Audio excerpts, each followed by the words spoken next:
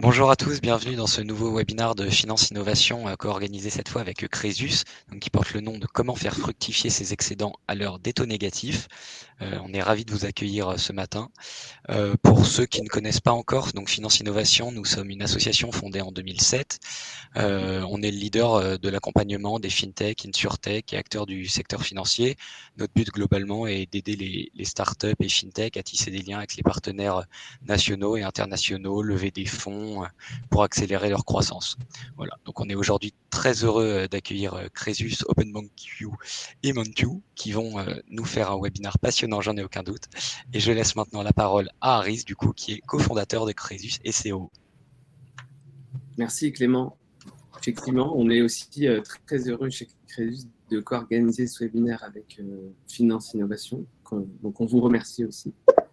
Et puis, je souhaitais également remercier Simon et Julien pour leur participation. Donc, merci à vous deux. On est nombreux sur cet événement, donc on va aborder de beaux sujets, ça va être très intéressant. Je vous propose de poser toutes les questions dans le chat.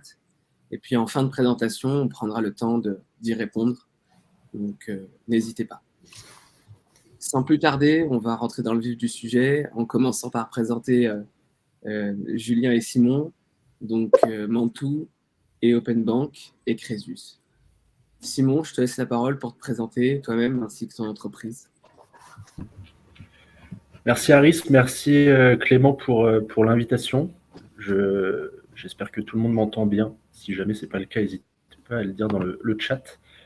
Très rapidement sur Mantou, donc on est une société de conseil international qui accompagne ses clients dans leur transformation au sens large, évidemment principalement la transformation digitale, mais on intervient également sur du conseil en communication, en management, etc. Et le but, c'est vraiment d'être le plus diversifié possible pour accompagner l'intégralité de nos partenaires tout au long de leur évolution, de leur transformation dans cette société qui bouge à grande vitesse.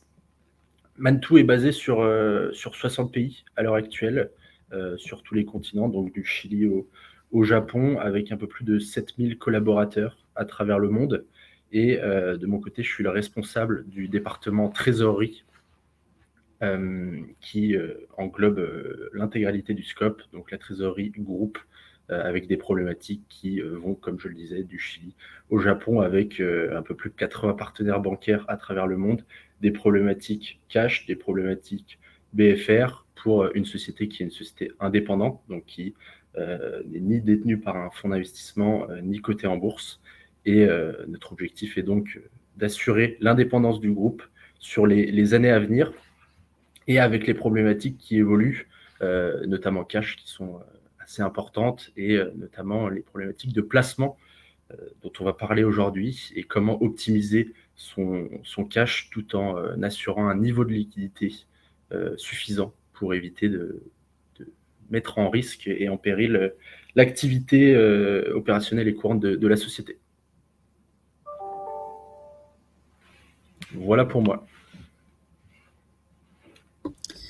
Bonjour à tous, je prends le relais. Donc, Julien Achard, en fait, je suis fondateur d'un cabinet de conseil, OpenBank, spécialisé en fait sur la transformation digitale de la fonction trésorerie, que ce soit au niveau des corporates ou au niveau des banques.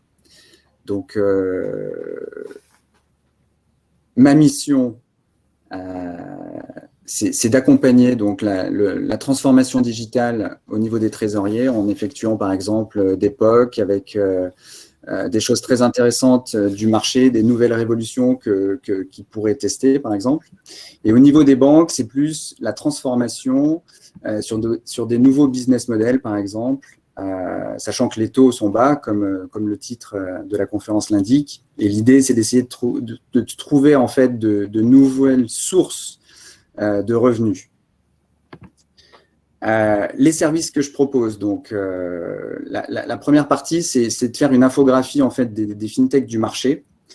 Et c'est comme ça en fait que j'ai découvert Aris et sa société Crésus, que j'ai trouvé très très intéressant parce que justement ça bouleverse un petit peu la conception qu'on peut avoir de la fonction trésorerie actuelle.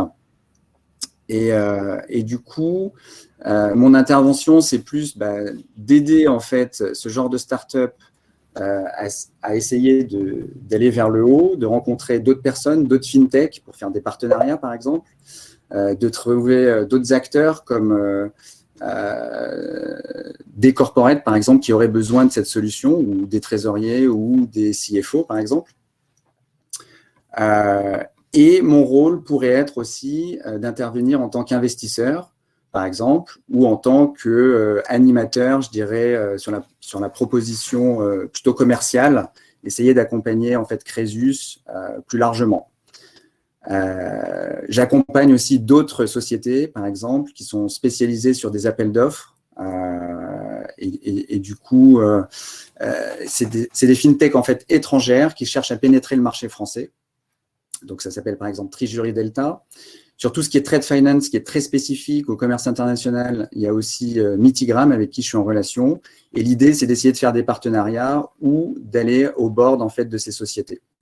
Donc, ça, c'était ma première mission. Ensuite, comme je l'ai dit, c'est connecting the dots. L'idée, c'est vraiment de faire le lien, un peu comme Finance Innovation finalement, entre les fintechs et les fintechs, parce que je crois beaucoup en fait en la banque qui construit des briques en fait et qui va construire de nouveaux produits. Donc corporate to fintech, fintech to fintech et banque fintech avec des nouveaux business models, par exemple les néobanques qui offrent de nouveaux services qui peuvent s'accompagner avec des banques traditionnelles. Ensuite, ma troisième mission, c'est une mission d'accompagnement plutôt stratégique, en fait, de conseil sur la relation bancaire, sur les structures de comptes, les comptes virtuels, les commissions bancaires, essayer de faire un audit de l'existant, rédaction des appels d'offres, sélection de partenaires, en fait, d'un pool bancaire. Et puis après, tout le volet moyens de paiement, encaissement, gestion de la liquidité et du cash pooling, les cartes, la monétique et le trade finance. Voilà.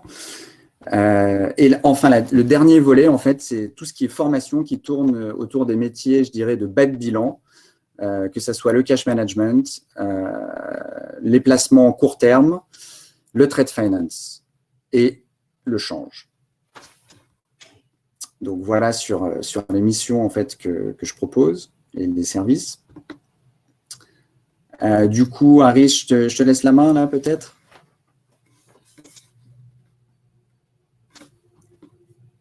Tu es en mute. Tu es en mute, Harris. Merci Simon et Julien. Je vais présenter également Crésus de mon côté.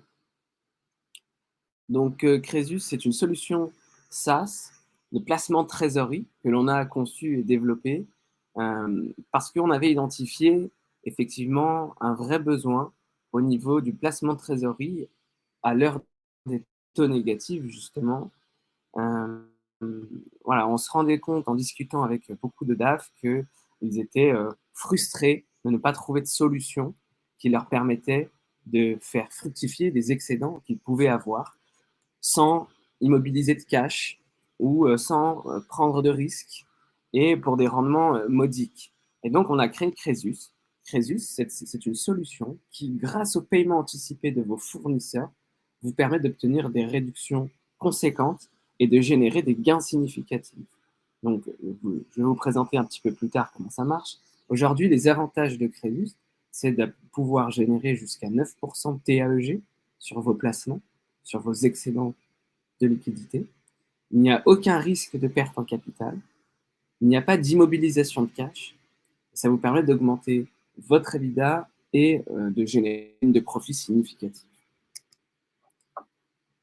Donc voilà pour Crésus. Je vous propose, maintenant qu'on a présenté les différentes structures, de rentrer dans le vif du sujet, qui est de faire fructifier ces excédents à l'heure des taux négatifs, et de commencer par décrire un contexte macroéconomique qui est celui qu'on connaît actuellement, très simplement. Ce qu'on a constaté, c'est qu'il y a eu effectivement une crise sanitaire d'ordre mondial qui a impacté l'économie de façon considérable. Donc, le risque et la vision du risque sur les marchés a été également amplifiée. Donc, les assureurs ont une vision justement amplifiée, grossie d'un risque crédit à date. ils anticipent des faillites d'entreprises considérables sur les années à venir. Et donc, c'est vrai qu'on a constaté que beaucoup d'assureurs crédits avaient limité leurs engagements, leur limite de crédit, comme on dit aussi, et les sociétés d'affacturage en ont fait de même. Donc, il y a eu une vraie complexité à placer des liquidités tout en conservant un niveau de risque correct. Donc ça, c'est un premier point. Les taux directeurs de la BCE sont très bas aujourd'hui. On est dans un environnement de taux bas. Ils sont nuls, voire négatifs. Les banques qui déposent des liquidités à la Banque centrale se voient facturer ces dépôts. Et aujourd'hui, elles sont en train d'imaginer, de concevoir, de réimputer ces facturations de dépôts sur le client final. Donc, c'est quelque chose qu'on constate. Certaines banques commencent à taxer les dépôts et c'est une véritable évolution dans un environnement de taux bas. Donc, certaines entreprises qui essayent de placer sur des comptes à terme, en réalité, ne le font pas pour gagner de l'argent, mais pour ne pas en perdre, pour vous donner un petit peu le changement de paradigme dans lequel on est. Et puis, on a aussi constaté que près de 130 milliards d'euros ont été accordés par l'État sous forme de PGE. Et donc, ce qu'on constate au contact des DAF, des entreprises, des PME, c'est qu'elles ont pour la plupart une réserve de cash qu'elles ont réussi à obtenir de la part de l'État et qu'elles ne peuvent pas les placer sur des marchés, elles ne peuvent pas prendre de risques aussi sur ces liquidités et donc elles se retrouvent aujourd'hui avec des liquidités dormantes, si je puis dire. Voilà un contexte. Attention, tout le monde n'a pas eu la chance effectivement d'avoir des PGE, néanmoins, la grande majorité des entreprises a pu en bénéficier. Voilà pour le contexte macroéconomique, je dirais, et voilà, la situation à date. Aris, peut-être pour rebondir là-dessus, où tu disais que les sociétés ont pu avoir pas mal de liquidités grâce au PGE. Et effectivement, je te rejoins là-dessus, parce qu'il y a eu beaucoup d'aides gouvernementales. Là, on parle de la France, mais ça a été le cas dans beaucoup de pays. On a également une situation entre entreprises, sur le crédit interentreprise, qui a été assez intéressante. Je pense que tout le monde est au fait que les faillites d'entreprises sont au plus bas depuis avant 2019. Alors que tout le monde s'attendait à des faillites en chaîne dans les prochains mois. Je ne dis pas que ça n'arrivera pas d'ici 6 à 12 mois, c'est possible.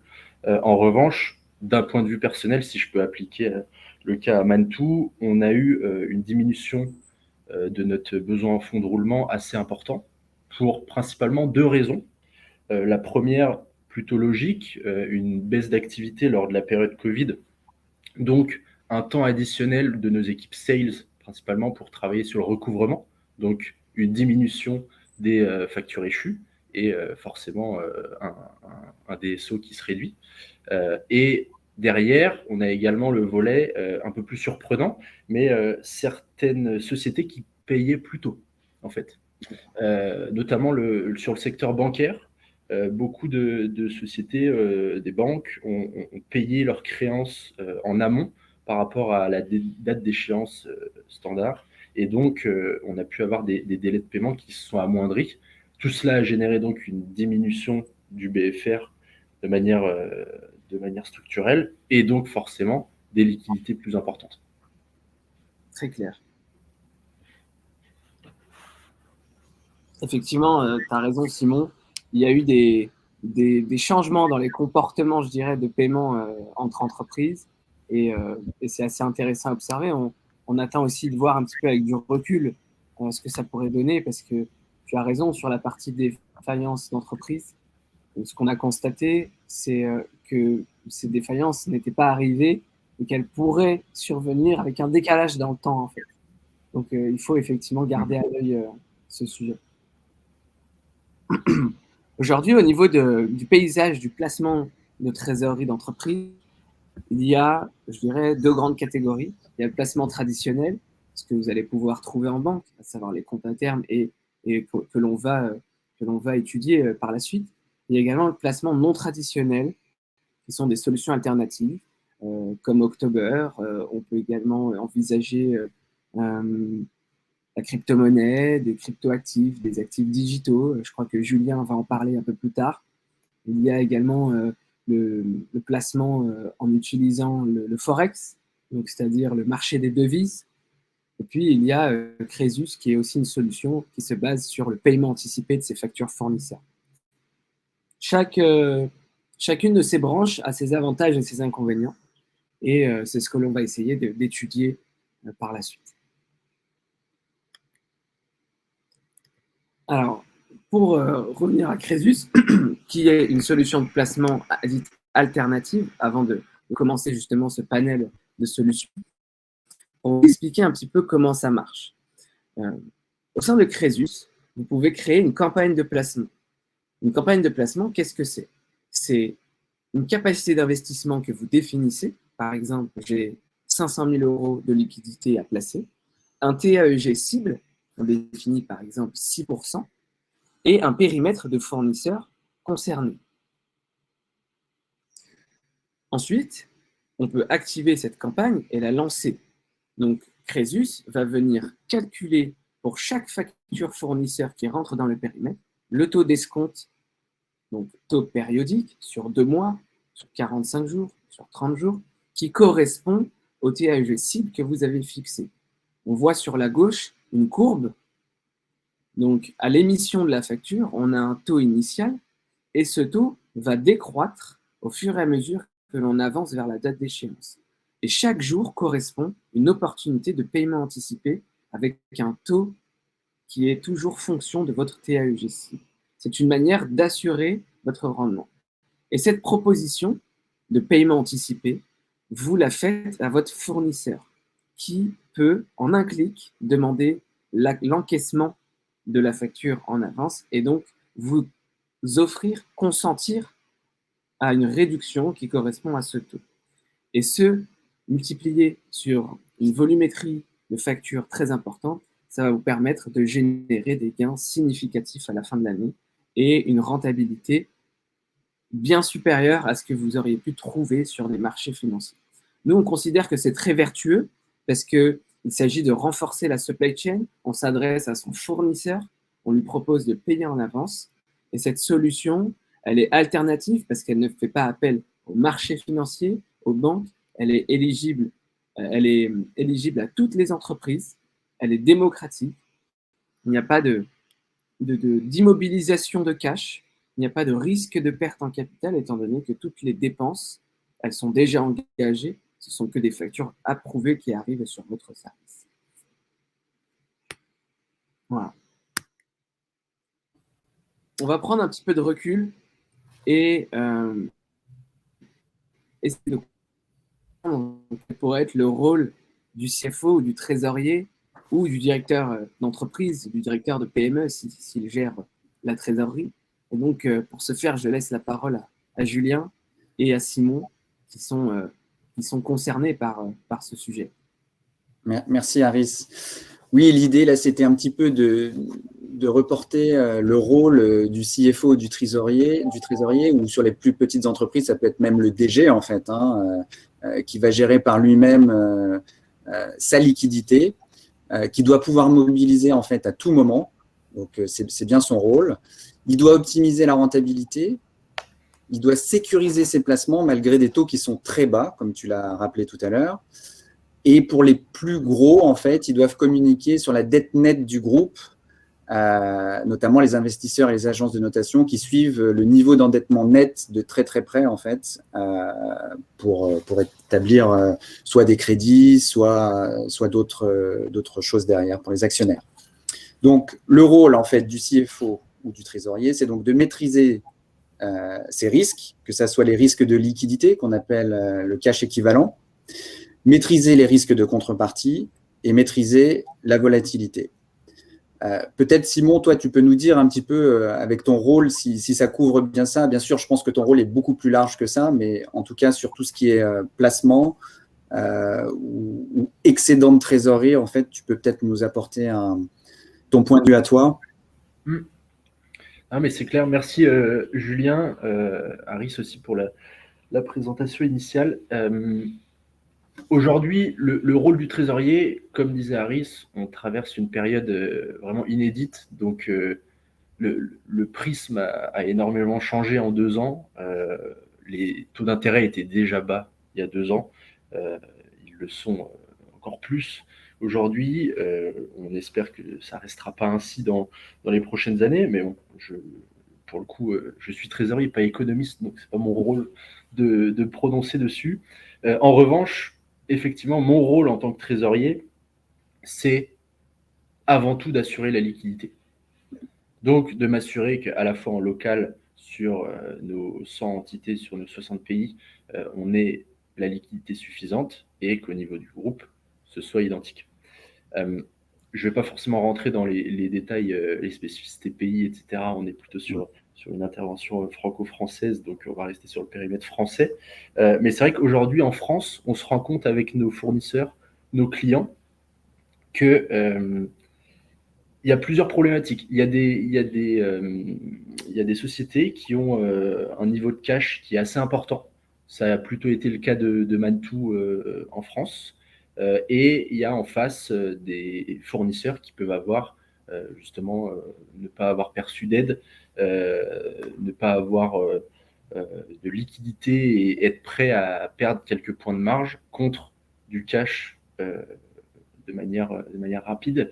Et ça, c'est vrai que pour rebondir sur le volet liquidité, nous aujourd'hui, lorsqu'on arrive à se dire on peut gagner 1 ou 2 points de marge et derrière optimiser notre relation fournisseur en payant plutôt nos fournisseurs, c'est vrai que ça peut être un sujet intéressant. C'est un des exemples sur lesquels aujourd'hui, on n'a pas besoin de passer par une solution bancaire, une intermédiation bancaire, et on va pouvoir, avec des solutions comme Crésus par exemple, aller à optimiser. Et donc finalement, c'est du placement, hein, c'est ce que je vais appeler du placement, puisque on va derrière améliorer nos marges. On va pouvoir aller optimiser cette liquidité que l'on a de manière additionnelle. Voilà là-dessus.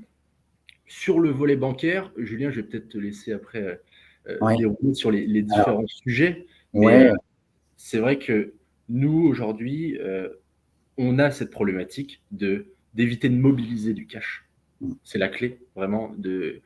Pour moi, un placement au-delà de 3 mois, finalement, je le considère comme du long terme. Ça va être quasiment inintéressant. On pourra parler de devises, etc. Mais nous, on a des vraies problématiques en traitant avec plus de 35 devises. Donc, mobiliser du cash plus de 3 mois, tu parlais de la notion de cash et cash equivalence, c'est la clé. Au-delà de 3 mois, c'est même plus du cash et cash equivalence chez nous. D'un point de vue IFRS, je ne rentrerai pas au cas par cas. Mais voilà, donc c'est vraiment clé de trouver la solution la plus liquide possible et tout en bataillant, en ayant un minimum de rentabilité. Et c'est la vraie problématique, et c'est le sujet du jour, qui n'est pas un sujet facile, hein, mais en revanche, on va se rendre compte qu'il y a quelques solutions qui sont disponibles, qui commencent à émerger également. Merci Simon, tu me fais la translation très facilement, là, puisqu'en effet, le slide d'après, c'est sur le paysage des placements, et tu l'as mentionné, en fait. Ce qui est important, c'est le cash équivalent. On se rend compte en général que c'est moins de 3 mois. Et l'idée, en fait, dans le slide qu'on voit sous les yeux, là, c'est de montrer, en fait, le degré de liquidité, donc du plus liquide, je dirais, au moins liquide. Il y a une petite erreur sur les petits slides, mais le plus liquide, en fait, c'est à gauche, et le moins liquide, c'est à droite, mais ce n'est pas très grave. Aris, tu nous as fait des petits pièges, là, hein, c'est ça? C'était pour être sûr qu'on soit cohérent. Donc, bien sûr, il y a le compte courant. Peut-être, avant que tu démarres, est-ce que tu pourrais expliquer qu'est-ce que c'est qu'un cash equivalent pour ceux qui peut-être ne le connaissent pas? Alors, le cash équivalent, en fait, c'est des nouvelles normes, hein, qui ont été imposées il y a quelques années. L'idée, c'est d'être éligible, et c'est surtout pour les actionnaires, en fait, qui considèrent qu'il y a moins de dettes. En fait, c'est la dette nette, et ce n'est pas considéré comme de la dette. C'est-à-dire que tous ces types de placements ne sont pas de la dette court terme en placement. Enfin, non, je dois me tromper un petit peu. Là, Simon va peut-être m'aider là.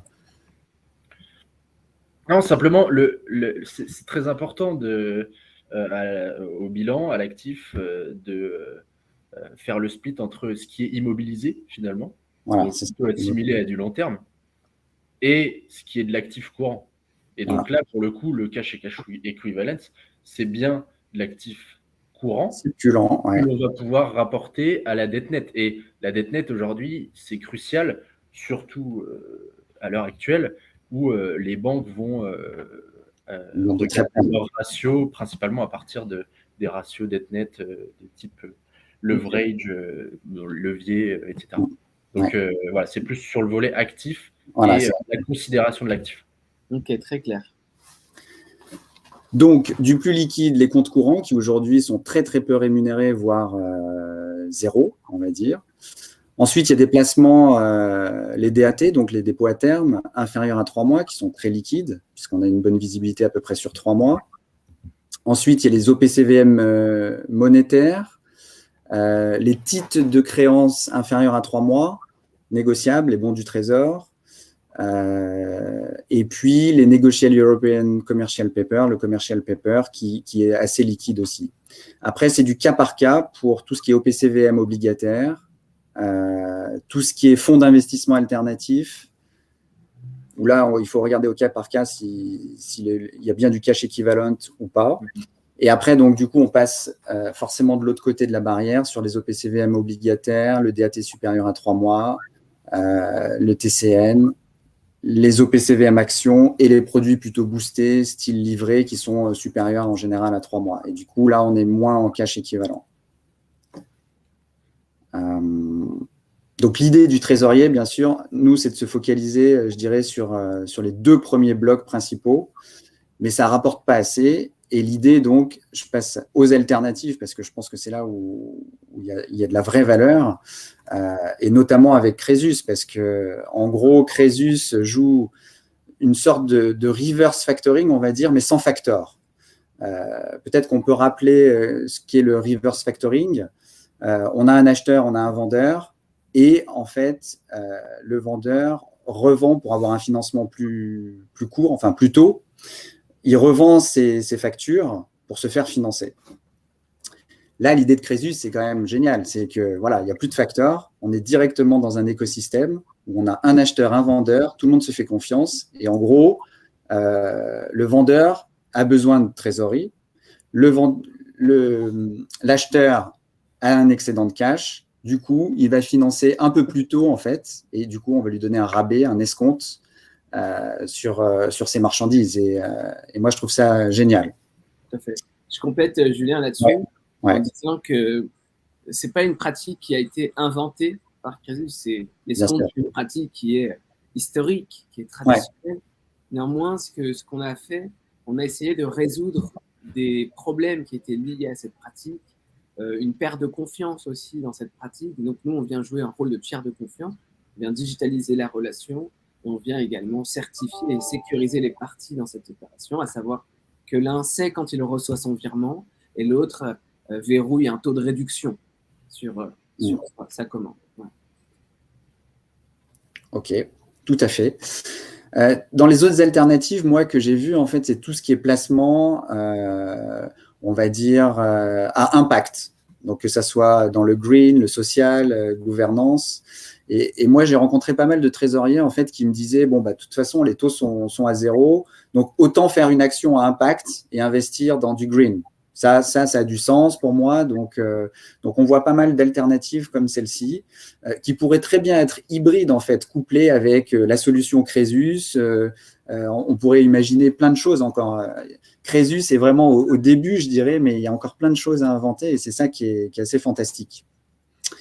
Après, il peut y avoir des placements en devises. Donc là, Simon en parlait, par exemple, sur ses filiales. On peut très bien imaginer en fait qu'ils ont des surplus de cash et on sait que dans des pays plus à risque ou des devises plus à risque, en fait, on pourrait imaginer une sorte de placement en devises où la rémunération sur un compte courant, par exemple, serait largement supérieure à ce qu'on peut avoir en France. Peut-être, Simon, tu peux nous dire un petit peu si tu pratiques ce type de placement en devise. Ouais, je peux donner effectivement quelques exemples, juste pour commencer aussi, et par rapport à ce que tu disais sur les comptes courants et les dépôts à terme. Ouais. C'est vrai qu'aujourd'hui, pourquoi, étant donné que les dépôts à terme sont quasiment à zéro, au max, on va être sur de ce que j'ai pu voir récemment, 0,10, 0,20, et encore sur des organismes qui peuvent être potentiellement risqués. On se demande pourquoi est-ce que les sociétés peuvent commencer à se pencher sur des solutions qui rémunèrent si peu. C'est parce que les comptes courants commencent, comme disait Harris en introduction, à être facturés par les banques. Ouais. Et sauf qu'aujourd'hui, ce n'est pas forcément le cas des PME, donc TPE, PME, ETI. C'est plutôt le cas des sociétés qui vont commencer à dépasser les dépôts à plus de 10 millions d'euros. Lorsqu'on a simplement du cash stocké en banque pour des montants qui dépassent ces 10 millions d'euros, effectivement, là, les banques vont, à cause, pour un souci de surplus de liquidité, vont essayer de facturer, et du coup, les dépôts à terme peut être intéressant. C'est vrai que chez nous, chez Mantoux, c'est quelque chose qui n'est pas du tout utilisé parce que on a des partenaires bancaires qui ne nous facturent pas. On a la possibilité d'avoir d'autres typologies de placement, et tu parlais effectivement du volet FX, donc en devise. Et aujourd'hui, nous, on travaille beaucoup dans différents pays, et notamment des zones un peu plus exotiques. Et aujourd'hui, on a des solutions très liquides. La solution que je peux donner comme exemple, c'est ce qu'on appelle l'Overnight Deposit Account. C'est très simple. La banque va récupérer le cash sur le compte courant à 17h tous les jours. Et pendant la nuit, l'argent sera sur un dépôt. Et à 9h, le cash sera récupéré. En France, ce genre de solution, et en France et en Europe, sur la zone euro, ce genre de solution rémunère même moins qu'un dépôt à terme. Lorsqu'on commence à partir sur des zones exotiques de type Turquie, Brésil, encore une fois, à toutes les personnes qui sont présentes sur le webinaire, je ne vous dis pas envoyez tous vos excédents de trésorerie en Turquie, c'est absolument pas ce que je dis. En revanche, on est sur des zones qu'on appelle cash trap, donc où la liquidité est quand même contrôlée par l'administration fiscale. On ne peut pas sortir du cash facilement du pays. Donc, plutôt que d'avoir simplement du cash qui est structurellement sur le compte courant à, entre guillemets, dormir, on va pouvoir bénéficier de ce genre de solution où, en Turquie, avec les taux directeurs actuels, on peut être jusqu'à des 19% de rémunération sur ce genre de produit ultra liquide. Simon, juste pour préciser, là, donc c'est vraiment du cash, en fait, local qui reste dans le pays. Exactement. On ne va pas utiliser le cash de notre holding de la France pour envoyer de la liquidité additionnelle en Turquie et faire fructifier, puisqu'on reste quand même dépendant et on sera impacté par la volatilité aussi de la devise locale. En revanche, si vous avez des filiales sur certains pays type Afrique, Turquie, Moyen-Orient, Amérique latine, et que vous avez des problématiques de remontée de cash, ça c'est une des problématiques principales du trésorier, c'est centraliser son cash au niveau de sa holding lorsque vous avez plusieurs filiales. Lorsque vous n'avez pas la possibilité de remonter ce cash-là, autant le faire fructifier plutôt que d'avoir de l'excédent qui dort sur un compte à vue. Ok, très clair. Et un dernier volet peut-être sur ce qui pourrait être le futur en fait, avec les cryptos et ce que j'ai appelé les actifs digitaux. C'est vrai qu'aujourd'hui peut-être que c'est trop spéculatif, peu liquide, pas cash équivalent. On peut dire ça comme ça. Il y avait une enquête au début de l'année en fait qui avait été menée par l'AFTE, l'association des trésoriers d'entreprise, qui disait qu'aujourd'hui il n'y en avait aucun sur les 1500 adhérents a priori qui auraient investi sur ce type d'actifs, on va dire, d'instruments financiers. Sur les plus petites entreprises, CoinHouse, donc qui permet justement d'avoir des wallets et d'investir sur des cryptos, rappelez qu'en fait, depuis le mois de février, il y a environ une trentaine de comptes qui sont ouverts. Donc, c'est assez intéressant en fait de voir que peut-être plus des PME ou des entreprises familiales commencent à s'intéresser en fait à ce type d'actifs, de crypto. Et c'est ça aussi qui pourrait être intéressant. Ouais, c'est très intéressant ce que tu dis, Julien. Ouais. D'autant plus qu'au sein des cryptos, il faut là encore faire une graduation Bien sûr. des niveaux de risque. Il existe ce qu'on appelle des stablecoins, qui sont des coins, des monnaies virtuelles qui restent néanmoins indexées par rapport à une réalité, à savoir le dollar par exemple, Ouais. et qui permettent effectivement de pouvoir générer des gains qui peuvent aussi là encore être significatifs par rapport à des rendements que l'on peut trouver en banque. Mais bon, effectivement, là, c'est vraiment avant-gardiste. C'est avant-gardiste et il faut faire aussi appel à un comptable et un fiscaliste, je dirais, expert dans ce domaine-là et qui peut aujourd'hui encore rebuter certains chefs d'entreprise ou dirigeants ou trésoriers pour l'heure actuelle.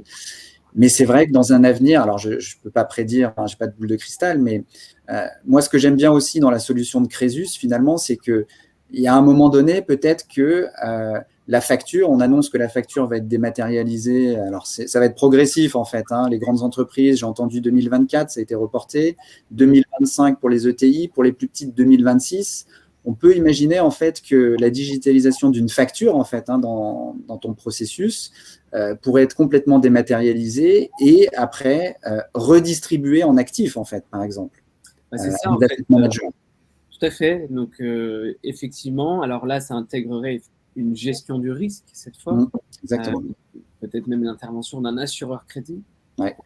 Il y a eu un événement il y a quelques temps qui s'appelle l'affaire Greensill, qui pose néanmoins un certain point d'interrogation, qui est celui de trouver un modèle qui soit vertueux et dans lequel le risque est réellement maîtrisé dans ce genre d'initiative, à savoir celle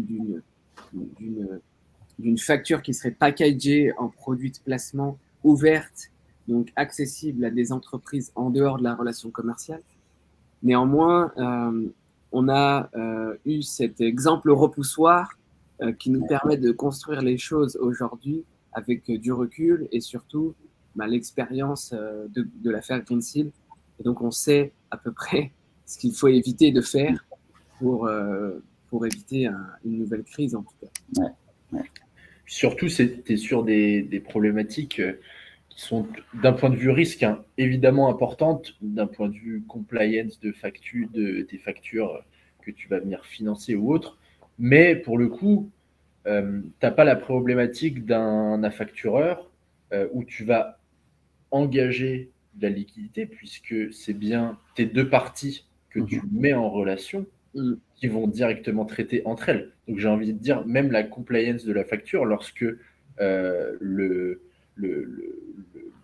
la partie A va payer son fournisseur, c'est bien qu'elle aura approuvé la facturation. Et donc, que derrière, en fait, tu n'auras pas d'engagement de liquidité de ton côté. Et donc, ton risque crédit sera nul. Oui, tout à fait. Tout à fait, tu as raison. Dans un cas de circuit fermé entre un client et son fournisseur, effectivement, il n'y a aucun risque à payer en avance, en fait, une facture que l'on doit payer, qui a été approuvée par les services. Et voilà, tout à fait, tu as raison. C'est pour ça que nous, on trouve que c'est très, très vertueux. C'est une manière vertueuse de placer ces excédents. J'aime beaucoup aussi ce que tu disais, Julien, que certaines entreprises essayent de trouver des placements à impact. De toute façon, il n'y a pas de rendement, donc autant faire, je dirais, une bonne action. Et c'est assez intéressant comme changement de paradigme. J'introduisais tout à l'heure en disant que certaines sociétés plaçaient sur des comptes à terme, non pas pour gagner de l'argent, mais pour ne pas en perdre. On en est là, en fait. Et aujourd'hui, il existe des solutions alternatives. Et moi, j'encourage vraiment toutes les entreprises à essayer de regarder ce qui peut se faire en dehors des banques, en dehors du classique, et non pas à prendre des risques, mais en tout cas à être ouvert à des solutions alternatives qui peuvent leur permettre de passer un cap, ou en tout cas d'enlever certaines frustrations qui peuvent exister. Mais tout en limitant son risque, et c'est ce que tu dis, Harry, c'est la clé. C'est qu'évidemment, moi, en tant que trésorier, je veux et je pense que d'un point de vue particulier, chacun cherche également à atteindre cet objectif-là, qui est d'avoir la meilleure rentabilité en ayant quelque chose de liquide et le moindre risque. Tout à fait. Et Pour si en le plus coup, ça peut être vertueux, c'est encore mieux. exactement. Pour le coup, avec ta solution, tu sais que tout ton pool de fournisseurs ou de clients n'adhérera pas, mais ton risque est néant finalement. Tout à fait. Et évidemment, tu peux avoir des cas particuliers, des situations de litige a posteriori ou autres, mais je veux dire, tu n'engages pas t'as pas de risque de perte en capital, tu n'as pas de risque de faillite d'une institution financière en face, institution de placement, etc. Donc non, c'est vrai que l'intérêt est vraiment là pour le coup. Et tu n'as pas le risque. On parlait le dernier point était sur le volet crypto. J'en ai pas parlé, mais c'est vrai que c'est un sujet important puisque c'est un sujet tendance, on va dire, à l'heure actuelle. Euh, Aujourd'hui, il n'y a qu'un seul organisme, qu'une seule société qui est certifiée par l'AMF en France pour le volet mining, lending de crypto, etc. On est vraiment au début. Alors, je ne vous dirai pas, je ne sais pas combien on a de trésoriers autour de la table aujourd'hui, mais je ne vais pas vous dire de faire comme Tesla à investir 25% de votre liquidité en Bitcoin, évidemment. Comme le mentionnait Harris, en revanche, il y a des vraies solutions sur des actifs, des crypto-actifs beaucoup plus stables. Encore une fois, même si on va diminuer le risque de volatilité, le risque que l'on va rencontrer, c'est le risque technologique aujourd'hui. Ouais, tout à fait. Et on se rend compte des scandales qui existent aujourd'hui dans la crypto sont à cause de disparition des protocoles qui simplement tombent et forcément le risque technologique est à prendre en considération et fait que cette solution est encore assez peu mature, même s'il y a beaucoup d'émoluments autour de tout ça, il y a beaucoup d'actions qui sont menées, c'est sans doute un peu trop tôt, mais c'est des choses à regarder comme disait Julien sur les prochains mois. Absolument. Tout à fait. Julien, justement là-dessus, toi, tu as la capacité d'accompagner des entreprises qui cherchent à optimiser tous ces process-là. Ouais. Ce sont des choses que tu... Moi, c'est des choses que je regarde de très près. Et si on peut parler de la blockchain, on en a déjà discuté, Harris, mais c'est vrai que pour moi, le prochain développement dans votre entreprise, ça pourrait justement essayer de voir si on pouvait mettre de la blockchain avec des smart contracts en utilisant la loi Pacte 2019 et essayer de voir comment ça pourrait avancer. Mais ça a complètement du sens, ouais, complètement. Et demain, si une entreprise vient te voir et souhaite optimiser justement tous ces process-là de placement, d'excédent, ce sont des choses que, je veux dire, ça fait partie de ton scope de mission. De service, ouais, tout à fait, ouais. Exactement. Voilà. Écoutez, merci en tout cas pour cet éventail sur le placement de trésorerie qui a été très riche. Je propose qu'on passe peut-être aux questions-réponses, s'il y en a, dans le chat. N'hésitez pas à poser toutes vos questions. On a ici deux experts, Simon et Julien, sur ces sujets, donc profitons-en. Benoît dit « Et le trading de devises ?» C'est-à-dire, si on peut expliciter un peu sur le trading de devises, ça peut être un peu large, solutions optionnelles, hedging standard, ouais, effectivement, ou trader de la devise. Ouais. Je cherche juste à comprendre un peu. C'est du compte courant tradé online chez un broker à Londres. Je crois qu'il existe une solution un peu tech, SaaS, sur le trading de devises. Alors Simon, tu complètes, mais je crois que ça s'appelle Cantox. Est-ce qu'ils font du trading de devises? Alors, Cantox, la solution principale, c'est le hedging, donc le volet couverture vraiment de devises. Donc, l'objectif étant de minimiser le risque tout en optimisant aussi les spreads. En revanche, le trading de devises de manière traditionnel, oui, ça existe, mais j'ai envie de dire, c'est plutôt auprès d'un broker, comme l'indiquait Benoît en commentaire, ou des traders FX. Mais pour le coup, c'est vraiment côté banque. C'est plutôt les banques qui vont effectuer des opérations entre elles. Nous, on n'est pas du tout à spéculer sur la hausse ou la baisse de certaines devises. Donc, non, on va plutôt, en revanche, ce qui peut être intéressant, c'est de travailler sur des produits assez innovants qui peuvent avoir des taux d'intérêt boostés. Et souvent, là, on va retrouver des solutions optionnelles. Je pense notamment à ce qu'on appelle le DCD, Dual Currency Deposit, où aujourd'hui, on va pouvoir définir sur un couple de devises, très simplement l'euro-dollar par exemple, aller placer sur 15 à 30 jours. Donc pour le coup, c'est une solution qui est très liquide. On va pouvoir aller définir avec la banque à partir du cours spot, définir un cours à terme ensemble. Et si l'on dépasse ce cours à terme, alors on sera converti dans la devise de contrepartie. Et en revanche, on touchera un taux qui sera un taux bonifié. Étant donné que la solution est une solution optionnelle, les banques peuvent proposer des taux assez intéressants. On peut monter jusqu'à du 2 à 3% sur des produits liquides à 30 jours. C'est des choses qu'on trouve assez peu. C'est vrai. Tout à fait.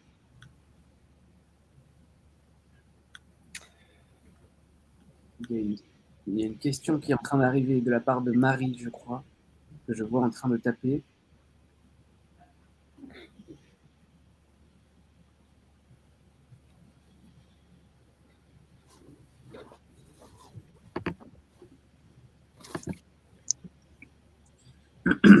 Une des activités les plus rentables des banques, c'est le leasing automobile. Pas de piste de ce côté-là, et pour rester green avec des véhicules électriques off-course. De Vincent Aurillac. C'est une bonne remarque, Vincent. Une bonne question. À ma connaissance, au niveau de la gestion de trésorerie d'entreprise, il n'est pas possible de placer son argent pour, je dirais, financer des véhicules automobiles. Néanmoins, ça peut être l'objet d'une magnifique fintech, Vincent. Simon, est-ce que tu as déjà entendu parler de ça? Non, pas d'un point de vue corporate. Pour le coup, peut-être sur le volet bancaire, et on est de l'autre côté de la barrière. Peut-être Julien? Ouais, mais même côté bancaire, pour moi, du leasing auto, en fait, ça serait déjà du plus long terme, je dirais. On serait sûrement au-delà de 3 mois, en fait. Oui, tout à fait. L'utilisation du cash. Ouais, exactement. Ouais.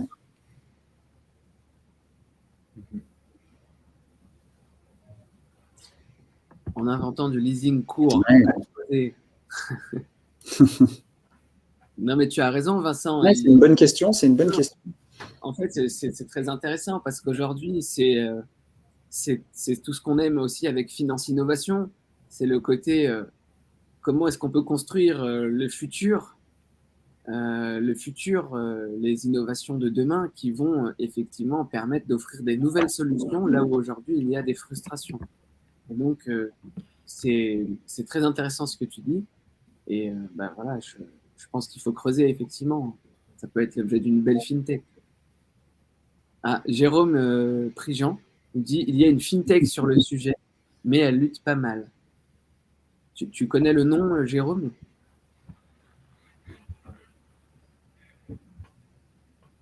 On est plutôt du coup sur du prêt court terme d'automobile, j'imagine.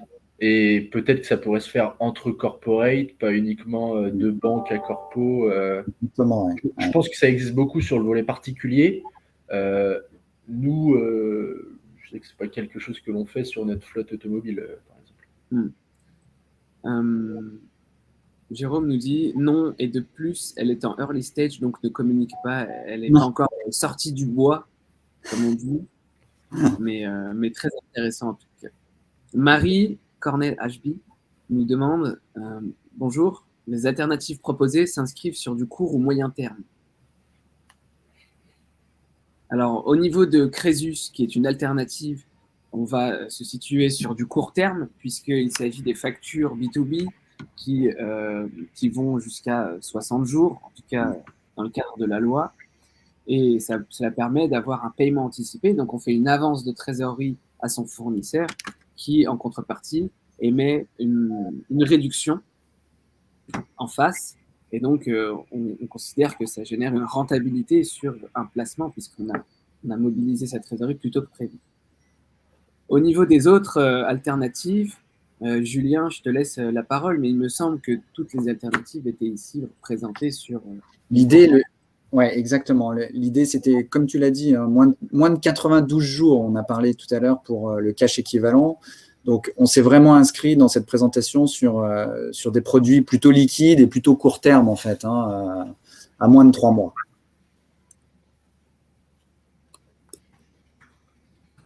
Oui. Ouais, et puis, Harris, sur Crésus, hein, je rebondis également, mais la solution est court terme parce que ça te permet d'optimiser ton actif et ton passif courant, si je parle d'un point de vue comptable, parce que tu vas donc impacter ton besoin en fonds de roulement. Derrière, l'innovation, la proposition de valeur, elle est plutôt long terme, puisque ouais, tout à fait. tu vas proposer à ton fournisseur d'aller le payer en avance et vice-versa. Et donc, à partir de là, le but, c'est aussi pas uniquement d'apporter du cash et de gagner quelques points de marge, mais c'est aussi d'optimiser ta relation sur le long terme. Donc, évidemment, le but, c'est aussi de construire une relation qui soit pérenne et sur le long terme. Tout à fait, je complète. Marie, ce que dit Simon est vrai.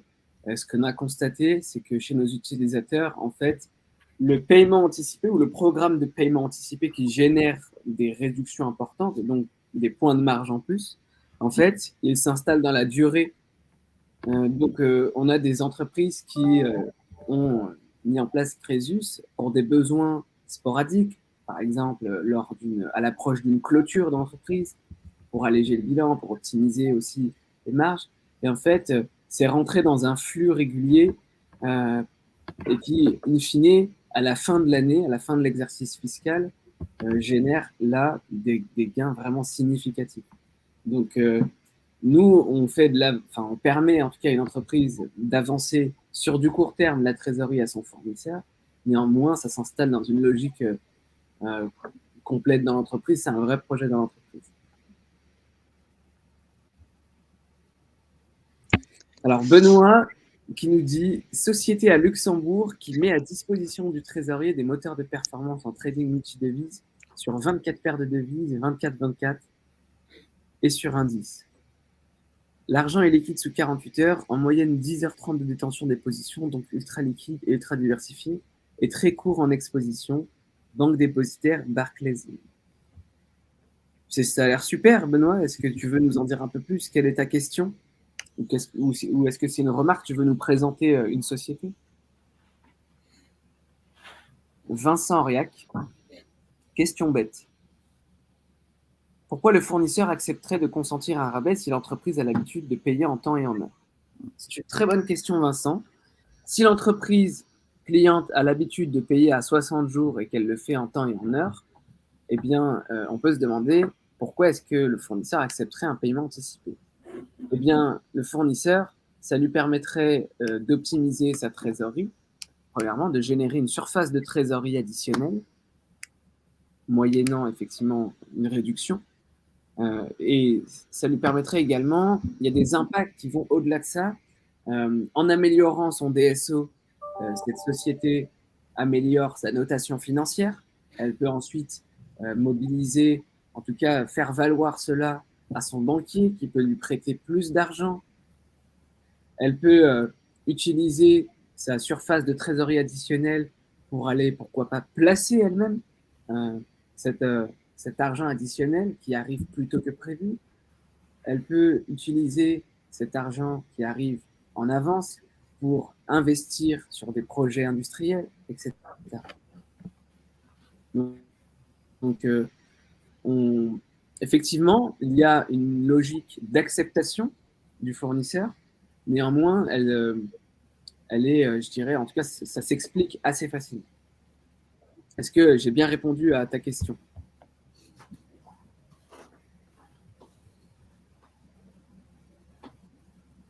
Tout à fait. Tu réponds yes, ça suppose une bonne qualité de relation entre les parties. Ouais. Tout à fait, tu as raison. Nous, ce qu'on a l'habitude de dire à notre clientèle, c'est que on vient pas faire la relation à votre place, en fait. On n'est qu'un exhausteur. On vient amplifier une relation qui existe déjà. Tout à fait. Et même s'il y a une mauvaise relation, c'est l'occasion, peut-être par l'installation des Crésus, de repartir sur une base saine où un acteur externe peut faire, entre guillemets, le lien si on n'a pas envie de se parler au téléphone en direct.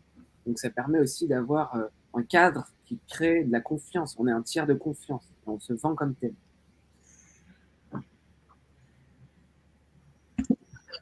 Julien, Simon, Harris, on arrive à peu près à l'heure, donc si vous avez encore des questions, n'hésitez pas à les poser dans le chat. En attendant, si on devait retenir un point, une idée de ce webinar, ce serait quoi exactement? Julien? Un peu piège. Mais... Non, c'est une très bonne question. Moi, je trouve que l'idée principale, c'était quand même de découvrir Crésus, qui cherche justement à bouleverser un petit peu les modes actuels, je dirais, où on passe essentiellement par des banques, et du coup, c'est un peu une vision un petit peu différente. Donc ça, je trouve ça très enrichissant de pouvoir développer ce genre d'idées, je dirais. Après, voilà, moi, mon rôle, c'est d'accompagner aussi les jeunes startups comme Crésus plus loin, les faire évoluer. Donc, voilà ce qu'on peut retenir. Après, Simon, je ne sais pas si toi, tu as quelque chose à mentionner de particulier. Non, mais c'est voilà, pour rebondir par rapport à tout ça, merci déjà à tous pour la participation, les questions. Mais on est dans un contexte compliqué. Ça commence à faire un peu de temps d'ailleurs. Les taux de directeurs sont bas. Donc, c'est comme le disait Harris, il a complètement raison. L'objectif, avant de faire fructifier son cash, c'est d'en perdre le moins possible, plutôt, on va dire. Maintenant, on est à une période où il y a un afflux de liquidité qui est énorme. Et donc, forcément, il faut trouver des solutions. Et voir qu'il y a des solutions comme celle d'Harris et Crésus, un peu innovantes, qui permettent aussi de stopper l'intermédiation bancaire. Encore une fois, je ne suis pas anti-banque, loin de là. J'ai des partenaires bancaires qui m'aident énormément. Mais en revanche, c'est intéressant de voir ces nouvelles solutions qui sont en train d'émerger petit à petit, ces nouvelles idées qui pourront probablement aider pas mal d'entreprises et pas mal de trésoriers, de CFO et de directeurs d'entreprise à optimiser tout cela. Merci à tous. Merci Simon et Julien aussi pour votre intervention. Effectivement, le mot que je pourrais rajouter, c'est vraiment j'encourage les entrepreneurs, les trésoriers, les DAF à sortir, je dirais, de la zone de confort qu'on a enseigné pendant des années, qui est aussi la culture qu'on peut avoir au niveau de la France, en tout cas, une gestion qui peut être très, très classique, et d'ouvrir avec des alternatives qui peuvent exister et qui permettent d'aller faire des choses différemment. Donc voilà, c'est un petit peu le mot que je pourrais ajouter. Et merci à Finance Innovation et à tous les participants. Merci à vous. Écoutez, donc je pense que ça conclut le webinar pour aujourd'hui. N'hésitez pas à retrouver le replay de ce webinar ou tous ceux qu'on a fait avant chez Finance Innovation sur le lien, soit sur notre chaîne YouTube, soit sur le lien que je viens de mettre dans le chat. Julien, Simon, Harris, un grand merci pour ce webinar. J'espère que ça a répondu aux questions des spectateurs. Et il ne me reste plus qu'à vous souhaiter une excellente journée et à très bientôt, j'espère. Merci, merci à tous. Bonne journée. Au revoir. Au revoir à tous.